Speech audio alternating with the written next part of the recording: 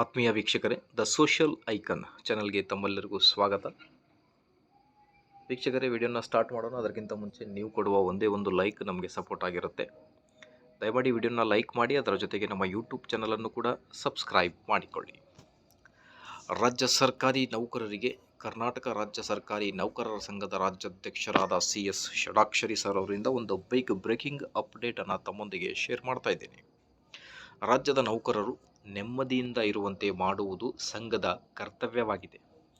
ಈ ಕಾರಣದಿಂದ ನೌಕರರಿಗೆ ನೀಡುವ ಹಬ್ಬದ ಮುಂಗಡವನ್ನು ಪ್ರಸ್ತುತ ಇರುವ 25,000ವನ್ನು 50,000ಕ್ಕೆ ಹೆಚ್ಚಳ ಮಾಡಲು ಪ್ರಯತ್ನಿಸಲಾಗುತ್ತಿದೆ. NPS ಬದಲಾಗಿ OPS ಜಾರಿಗೆ ತರುವ ಬಗ್ಗೆ ಸಂಘವು ಸತತ ಪ್ರಯತ್ನ ನಡೆಸಿದೆ ಎಂದು ರಾಜ್ಯ ಸರ್ಕಾರಿ ನೌಕರ ಸಂಘದ ಅಧ್ಯಕ್ಷರಾದ CS ಷಡಾಕ್ಷರಿ ಮಾಹಿತಿಯನ್ನು ನೀಡಿದರು.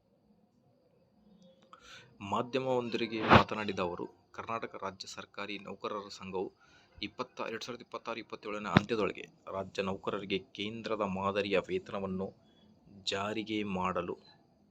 ಜಾರಿಗೆ ತರಲು ಬದ್ಧವಾಗಿದೆ ಎಂದು ಸಂಘದ ರಾಜ್ಯಾಧ್ಯಕ್ಷರಾದ CS ಷಡಾಕ್ಷರಿ ಮಾಹಿತಿಯನ್ನು ನೀಡಿದ್ದಾರೆ. ವೀಕ್ಷಕರೇ, ಆದಷ್ಟು ಬೇಗ ನಮ್ಮ ರಾಜ್ಯ ಸರ್ಕಾರಿ ನೌಕರರಿಗೆ OPS ಜಾರಿಯಾಗಲಿ. ಮಾಹಿತಿ ಇಷ್ಟದಲ್ಲಿ ಲೈಕ್, ಶೇರ್ ಆ್ಯಂಡ್ ಸಬ್ಸ್ಕ್ರೈಬ್.